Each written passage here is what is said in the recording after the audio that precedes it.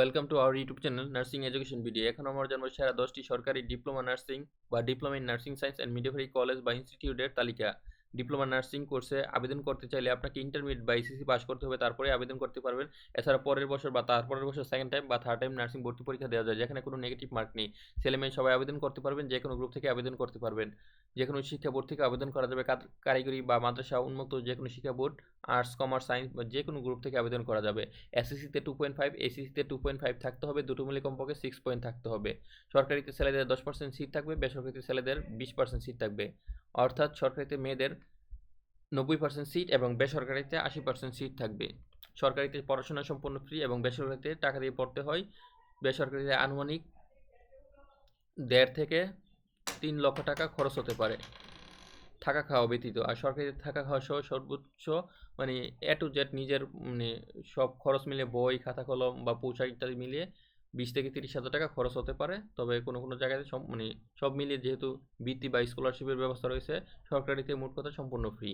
আর সেরা প্রতিষ্ঠান বলতে ঢাকা ডিপ্লোমা নার্সিং অনেকগুলো, প্রত্যেক জেলায় আনুমানিক প্রতিষ্ঠান রয়েছে। তবে বিভাগ পর্যায়ে যেগুলো রয়েছে সেগুলো হলো প্রথম সারিতে থাকবে বিভাগ পর্যায়ে, যেমন ঢাকা নার্সিং ইনস্টিটিউট, মিটফুড, ঢাকা, এগুলো হলো বিভাগ পর্যায়ে। তারপর নার্সিং, এখানে 80টি সিট রয়েছে। তারপর হলো সাধারণ জেলা, কিন্তু যেখানে মেডিকেল কলেজ রয়েছে, যেমন কুমিল্লা মেডিকেল কলেজের রয়েছে। তবে এখানে এটি যেহেতু বিভাগ না, সেহেতু কিন্তু এটি হলো মেডিকেল কলেজের সাথে রয়েছে, সেক্ষেত্রে এটি দ্বিতীয় পর্যায়ে থাকবে সেরা প্রতিষ্ঠান। আর তৃতীয় পর্যায়ে সেরা প্রতিষ্ঠান হলো যেগুলো সাধারণ জেলা, যেমন মুন্সিগঞ্জ, সিরাজগঞ্জ বা ব্রাহ্মণবাড়িয়া, মৌলভীবাজার, যেমন সদর হাসপাতালে যেগুলো বা জেনারেল হাসপাতালের সাথে যেগুলো অবস্থিত, সেগুলো হলো তৃতীয় পর্যায়ে সেরা প্রতিষ্ঠান। প্রথম পর্যায়ে হলো যেগুলো বিভাগীয় পর্যায়ে রয়েছে ঢাকা, ময়মনসিংহ, চট্টগ্রাম, রংপুর, দিনাজপুর ইত্যাদি, সিলেট।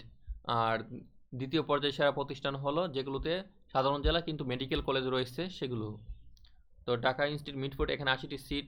তারপর কুষ্টিয়া জেনারেল হাসপাতাল, রাঙ্গামাটি, পটুয়াখালী, এগুলো 80টি সিট করে রয়েছে। তারপরে রয়েছে সিরাজগঞ্জ, মুন্সিগঞ্জ, এগুলো যে সদর হাসপাতাল, মাগুরা, মৌলভীবাজার, শেরপুর, চাঁপাইনবাবগঞ্জ, জয়পুরহাট, ঠাকুরগাঁও, রাজবাড়ী, এগুলো 50টি করে সিট রয়েছে। আবার সদর হাসপাতাল ব্রাহ্মণবাড়িতে 20টি সিট বেশি রয়েছে, 70টি সিট এখানে। তারপর সদর হাসপাতাল বাগেরহাট, কুড়িগ্রাম, নেত্রকোনা, মাদারীপুর, পিরোজপুর, বরগুনা, নওগাঁ, পঞ্চগড়, কিশোরগঞ্জ 50টি করে সিট রয়েছে। ঝিনাইদহ, চাঁদপুর, মাদারীপুর 50টি করে সিট। এছাড়া অনেকগুলো প্রতিষ্ঠান যেমন লালমনিরহাট, এগুলো দিনাজপুর মেডিকেল কলেজ, এগুলো হলো সেরা প্রতিষ্ঠান। দিনাজপুর নার্সিং ও মিডওয়াইফারি কলেজ, দিনাজপুর, এখানে দিনাজপুরে নেই। লালমনিরহাট নার্সিং কলেজ 50টি, বান্দরবান নার্সিং কলেজ 50টি। তারপর পাবনা নার্সিং কলেজ, এখানে রয়েছে 80টি। নড়াইল নার্সিং কলেজ, এখানে 50টি সিট রয়েছে। সৈয়দা জোহরা তাজউদ্দিন নার্সিং কলেজ, কাপাসিয়া, গাজীপুর 50টি সিট রয়েছে।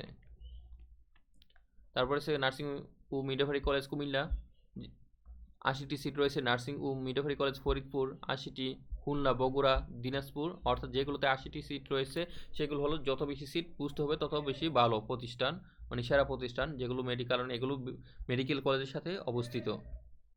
দিনাজপুর, নোয়াখালী, যশোর, টাঙ্গাইল, এগুলো 50টি করে সিট রয়েছে। তারপর হচ্ছে কক্সবাজার 50টি সিট, সাতক্ষীরাতে 70টি সিট, ফেনী 50টি, ভোলা 50টি, গোপালগঞ্জ 50টি, জামালপুর, হবিগঞ্জ 50টি। তারপর নতুন দুটি হয়েছে, বঙ্গমাতা বেগম ফজিলাতুন্নেসা মুজিব নার্সিং ইনস্টিটিউট, বাফুল, পটুয়াখালী 50টি এবং আলহাজ আব্দুর রাজ্জাক নার্সিং কলেজ, ডেমোডা, শরীয়তপুর 50টি সিট।